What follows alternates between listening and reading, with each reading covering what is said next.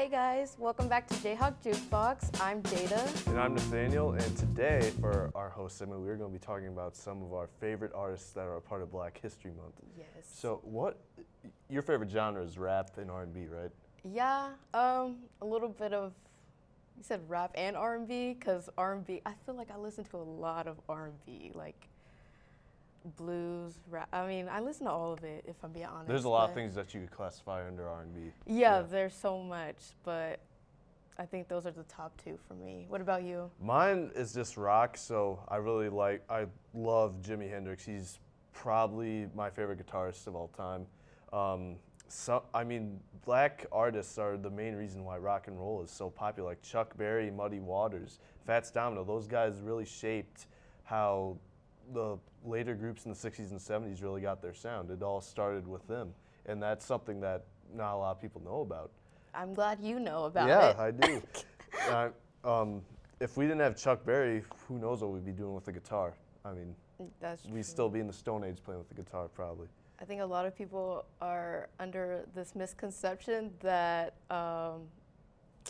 Elvis created this rock and roll. Elvis thing. isn't really rock and roll, he's more rockabilly, which is kind of like rock, but that's kind of more based in folk music, Okay. more or less. And he does a little bit of R&B, I guess. He's not the founder of R&B, but I think he's certainly an important part. Are you a fan of jazz too?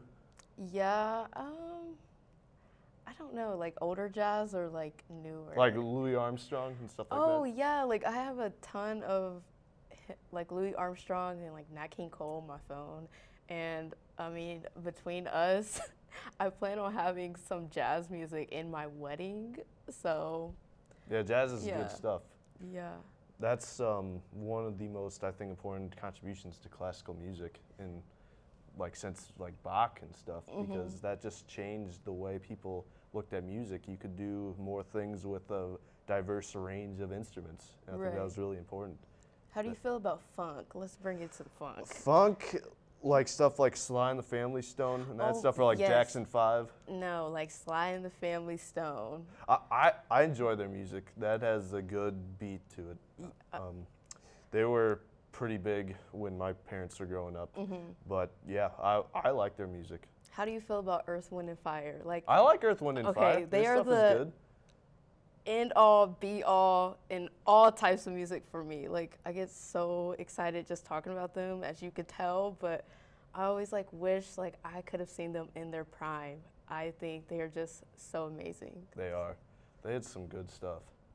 But I think they're kind of on the verge between rock and funk, because they certainly bring both elements to that, which kind of sets them apart, because I think Sly and the Family Stone is more specifically funk than it is rock and roll. Right. But yeah, so a lot of these I think you could classify under two categories, but some of them are kind of hard to tell. Right. Okay, well, we'll be back after the break with Nathaniel, and Nathaniel will be interviewing Carson. I'll be interviewing Carson about the radio station, and we'll possibly also talk about some tapes and vinyl stuff, so we'll be right back.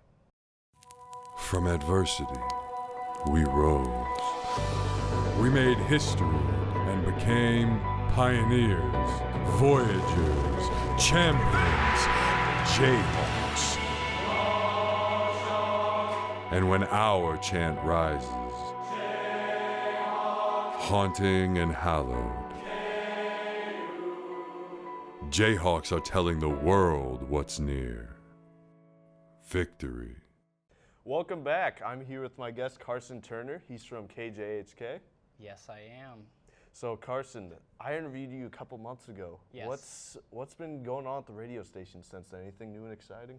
Yeah, so for starters, I'm still the Arts and Culture Director, and actually tonight at 7 p.m. we have our bi-weekly Ad Astra broadcast. So our staff puts together these podcasts every 2 weeks, and we showcase them, a chunk of them, not always the entire thing, on our broadcast, and then the next day we upload all of those onto iTunes. You can also listen to them on Spotify, SoundCloud even, and Spreaker. So are they all music related, or there's a wide variety? Yeah, there is a wide variety. So one staff member actually talks about movies, which is kind of difficult to do for a podcast because you can only really use the sound elements. You know, it's kind of hard to talk about how visually appealing a movie is when you only have your voice to do so. And then someone else talks about relationship culture on campus. Some other people talk about theater, and I have another staff member who kind of talks about cultural impact of movies. So.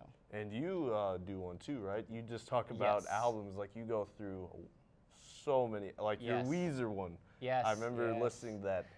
Yes, actually it was about a year ago when I started that podcast, but unfortunately I haven't had enough time to spend as much time on podcasts as I would like to.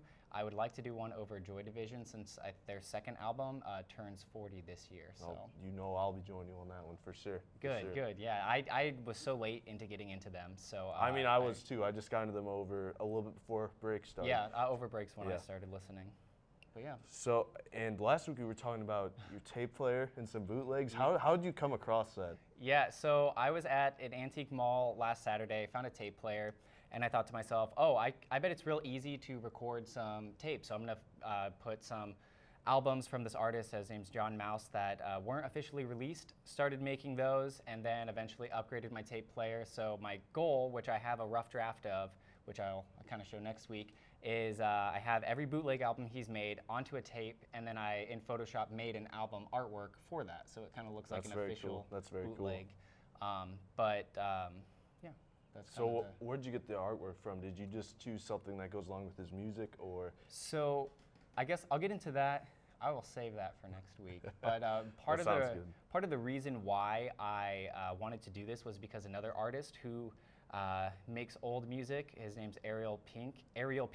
He has a lot of older music that's being re-released, and I guess for topicality for music, his second wave of archives were announced yesterday. So I guess the first album's called Worn Copy, which was already out, but it's been remastered, and they've teased one song from it, and it sounds really, really good. And then the next album I'm super excited for. We got a picture of that one too. It's called The Doldrums, which is, this album kind of is what made him famous in the first place. If you know, if you're familiar with Animal Collective, they found a CD of The Doldrums just in their van, and they listened to it, and they thought to themselves, we need to get in contact with this person, we need to sign him, because this album is great. So originally they just had a label for themselves, but then they really enjoyed that. And then the last one in the wave is House Arrest, which is my all-time favorite Ariel Pink album. I'm so excited. I couldn't even tell you how excited I was yesterday when I found out that was being remade.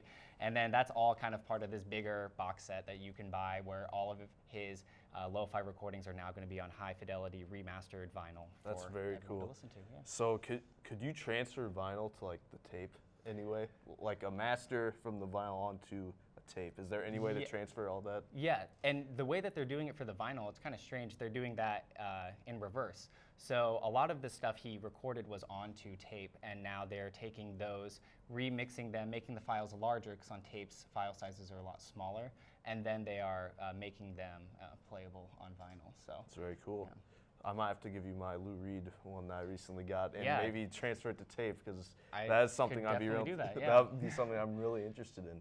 So one more question: why do you think people that like collect albums, why do they like bootlegs so much? I think it's because part of the thing that people like about buying albums is having that tangible copy of the music that they love. And I think the next logical step is going out and getting something that regular listeners couldn't find. So once you're really into an artist, you start to find out that they had unofficial releases, and then you just kind of, it's just like the natural like progression of, I don't know, really liking an artist. So Yeah, I think a lot of big fans like myself will go out of their way to find a bootleg rather than a studio album. or just make your own too. That's the That's another option. But well, Carson, thanks for coming on. Yeah, thanks and for having next week, I guess we'll be showing off some of your tapes. Oh, I can't Hopefully, wait. if you got them. Yeah. So that sounds great, man. 8 of them, 8 total tapes. So Well, we're gonna have to go talk about each one in depth. Maybe make a podcast about each one. that's true. I thought about making a podcast about cassette tapes and then only recording it with analog like tape That'd be very cool. technology. So yeah. All right, that's all we got, folks. So up next, we'll have the news, and after that, This Week in History.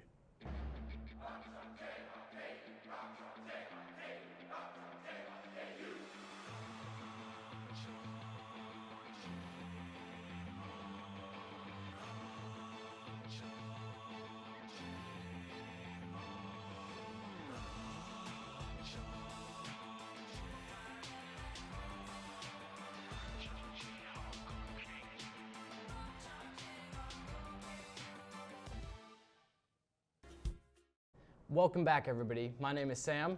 And I'm Tristan. This is your music news update for the week. Yesterday, it was announced that James Brown's death is going to be re-examined by the Atlanta prosecutor. They are looking into his death after meeting with Jock Hollander, the longtime associate of Brown, who claims she has evidence he was murdered and didn't die from pneumonia. Rising rap star Pop Smoke was killed earlier this morning in his home invasion. He was 20 years old. Details are continuing to unfold. Eric Clapton put together a tribute show this past week for recently deceased Cream bandmate Ginger Baker. Clapton, along with Pink Floyd lead singer Roger Waters and Steve Winwood, performed some of Cream's most iconic hits, including Sunshine of Your Love, White Room, Badge, and Crossroads. Ozzy Osbourne has once again canceled his farewell tour. Last summer, the tour was postponed due to the former Black Sabbath leader falling down at his home, but this year's health conditions have deteriorated greatly. Fans who bought tickets will be refunded. Green Day's new album, Father of All, has cracked the top 10 album charts. This is the band's 11th top 10 album.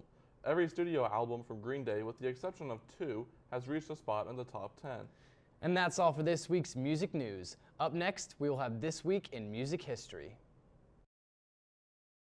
For students searching for a way to stay active in an outdoorsy way, the City of Lawrence has bike trails running in every direction, and with the new bike share program, we can stay in shape as we tour the sights of our beautiful city. Clinton Lake is only a short 30-minute bike ride away from Daisy Hill and has the most incredible sunset location in all of Lawrence.